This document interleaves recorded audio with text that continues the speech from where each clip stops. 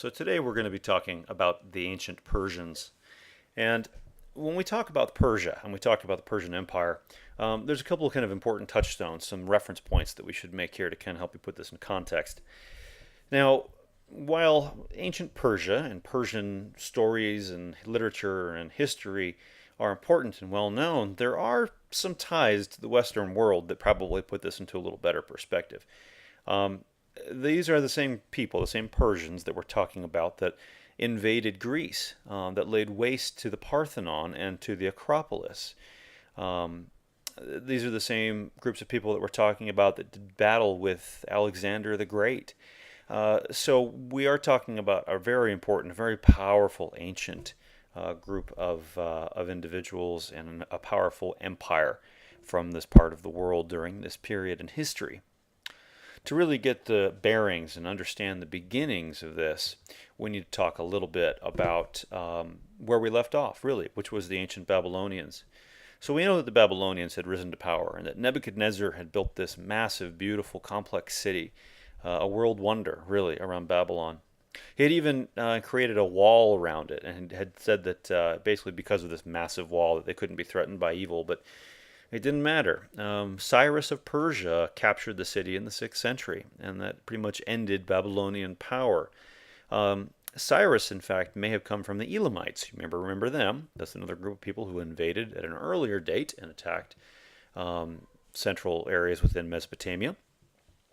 But Cyrus really was the founder of something we call the Achaemenid dynasty. And he claimed that he could trace his ancestry back to this mythical king named Achaemenes. And under Cyrus and his followers, and under his descendants, the Persians conquer Egypt. 425 BCE, they invade Egypt. By about 480 BCE, they are the largest empire the world has ever known. They extend from the Indus River in South Asia to the Danube in Northeast Europe. The only thing that really prevents the Persians from just completely taking over Europe, it seems, is fairly successful resistance by the Greeks in the 5th century. And of course, there's lots of stories and movies about this specific period in history and the resistance of those Greeks. But the Achaemenid line ends eventually. It ends with the death of Darius II at the hands of Alexander the Great, and we'll talk about that a little later as well. So the best source of reference that we have when we're talking about the ancient Persians, about Persian art, for example, is to look at one specific site, and we can see some really pretty amazing things if we go and take a look at the citadel of Persepolis. So here's an image here of the city of Persepolis, and one of the things you need to know about this is that it's at a scale that a simple slide like this doesn't really do a very good job of conveying. It was massive, huge site. It was built somewhere between about 521 and 465 BCE. The construction took a period of time, but it was built in that range. It was heavily fortified. It sat up on top of a plateau. But as you can see looking at it now, it's a complete ruin. And the reason for this is because, when Alexander the Great defeated the Persians, he wanted to defeat them, not just militarily defeat them and be done with it, but he wanted to symbolically crush them. And so one of the things that he did was he had this capital, Persepolis, destroyed, razed, knocked down. And so the columns were broken and the temple smashed. And the result that we have today is really a shattered ruin of its original glory and grandeur. Now, that said, there's enough here that we can still really tell a tremendous amount about the site. The biggest structure, the largest of them all, the most important really, was a royal hall called an epidana. This structure was 60 feet tall and 217 feet square. There were 36 columns within the epidana that supported the roof, so it was really massive. It's estimated that literally thousands of people could have stood within the hall, given its size, its scale, and its massive scope. Now, this next image might look a little familiar. when you would enter into the city of Persepolis, you would walk through a gate called the Gate of All Lands. And this was a reference to the vast power of the Persian Empire. They controlled everything, so this is the Gate of All Lands. And really, truly, though, is a pretty good expression of just how powerful they were, because when you walk through this gate, you're confronted by Lamassa. Now, we've seen these before. These are examples of things that we looked at when we talked about the ancient Assyrians. You might be wondering, well, why are we seeing Assyrian Lamassa when we're entering into a Persian structure? Well, it has to do with who actually built the citadel at Persepolis. So we have examples like this, these Assyrian Lamassa. Well, let's look and see what else we have when we take a look at this structure. So here in our next image, what we can see is, again, another view of the Apadana and of the site. And if you look carefully, even though the columns are quite ruined, they might look a little familiar to you. These should look a little bit like, and again, we haven't studied this topic yet in any detail, but these look quite similar to some of the things that we would expect to see in ancient Greece. Even Ionic-styled columns. Another image here shows you a little point of reference, and you can get an idea just of the scale of these and the reference for the structure, these massive columns. So we're seeing examples of structures and of artworks that relate to the Assyrians, to the Greeks. Another image here we'll see, and you can see the massive staircase leading up here. And some of these elements might even look vaguely Egyptian to you, and there's a good reason for that as well. So the style here, as you can see in this key artwork, is in fact derived from the Assyrians, the Greeks, and the Egyptians, specifically the Ionian Greeks. And it's not so much that the ancient Persians traveled to these places and were influenced by the style and came back and directed their workforce to make it. The real issue here, what really occurs, is that the Persians go out, conquer all of these places, and then pull people back. They say, okay, we've conquered you, Greek people, and you, Egyptian people, and Assyrian people, and now we're going to take your finest craftspeople, and you're going to come back with us to Persepolis and build this. So the reason that the style here at Persepolis is so eclectic is because the collection of artisans was eclectic. These are people who were pulled from all over the Persian Empire. If we look here at this staircase, which leads up to the Apadana, we can see a procession of royal guards here. You can also see a lion engaged in combat there. And again, this is very similar to what we saw when we looked at the ancient Assyrians. And again, clearly shows us the influence of these other cultures. Within this staircase here, and we'll look at another image, we can see a procession of other individuals. And you can see some styles here and references that look, again, like many of the things we've seen in the past in this processional frieze. Something else that's really kind of interesting, too, is that within the frieze we see images of nobles and dignitaries. And it shows along this important building, it shows all of these people paying tribute to the Persians. And in fact, it's really interesting as we see representatives from 23 distinct subject nations. And they're rendered in such careful detail that we can actually tell who they are and where they're from based upon their national costume and what they're carrying, because the gifts come from different parts of the world. So we see 23 different specific subject nations bringing things to the Persian king. Now, this is an example of a capital, and these are really unusual because when we look at capitals that held up buildings and structures around other places, we tend to see capitals that, are Ionic, Doric, Corinthian, that sort of thing. But here, it's actually, as you can see, a horse, basically a double horse. And so these are really quite interesting, quite unusual objects as well.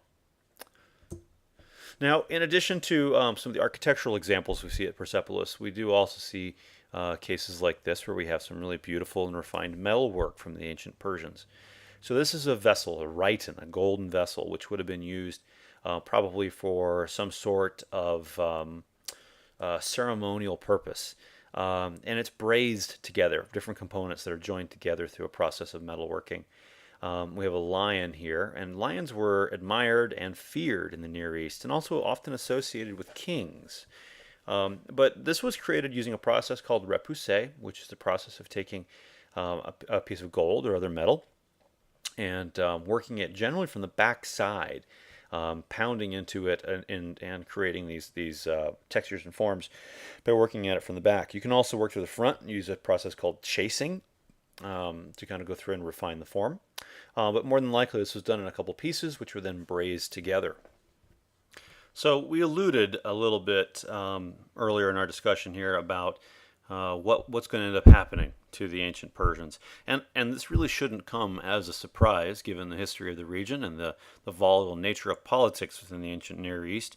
But eventually Persian power is broken, and that of course happens when we see Alexander the Great basically kill Darius II and end Persian power as we know it in the region.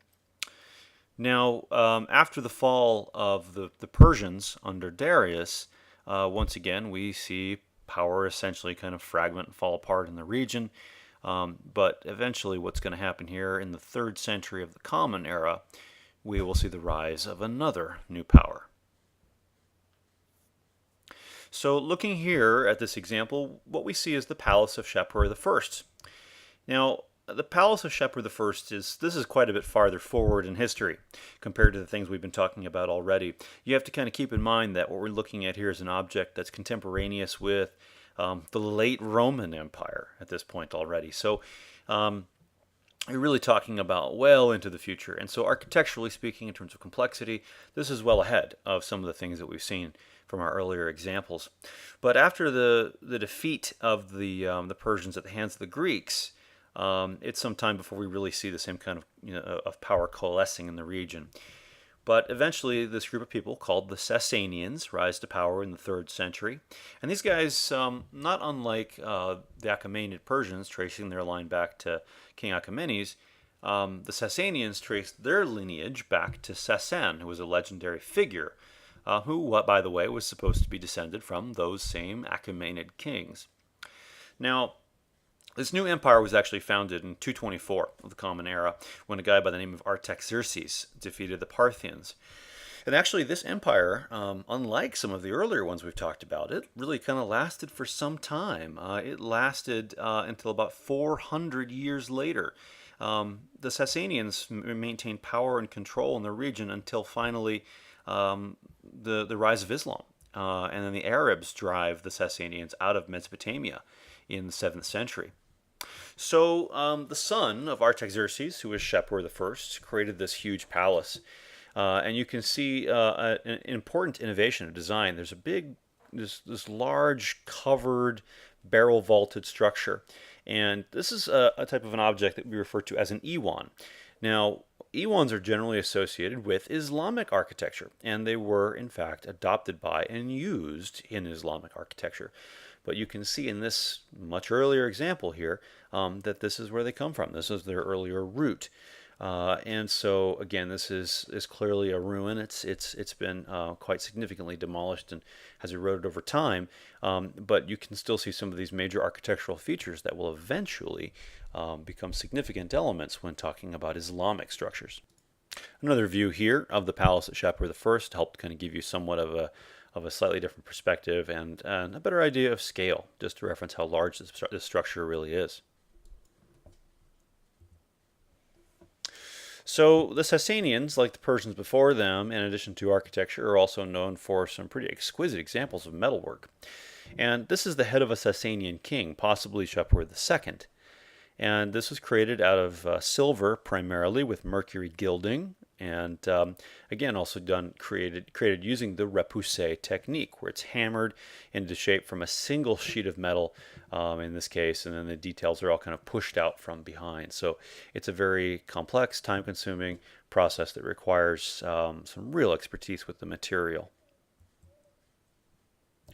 Now, we don't have a lot of surviving large-scale sculpture to really look at and talk about from this period and region. But this is one really interesting example. This is the triumph of Shapur I over Valerian, and it's a rock-cut relief. Now, a lot of people I don't think really have a good idea of just who the Sasanians were. They're not a real well-known group of people historically. I think if you stop the average person on the street, they're going to know all about the Romans and the Greeks perhaps, but if you ask them about the Sasanians, maybe not. But this is an interesting example of Sasanian power. What you're looking at here is Shapur I capturing an important enemy combatant, if you will. This is Shapur capturing the Roman Emperor Valerian near Edessa. And you can see a Roman soldier at the bottom who's trampled at the feet of the horse. Valerian here at the front is kneeling and begging for mercy. What's really kind of interesting is what ends up happening to Valerian. So Valerian is captured by Shapur I, who then uses him as a human step stool for the remainder of Valerian's life. It's quite a step down from being emperor. Eventually, Valerian dies, and Shapur actually has him skinned and has the skin hung in the throne room.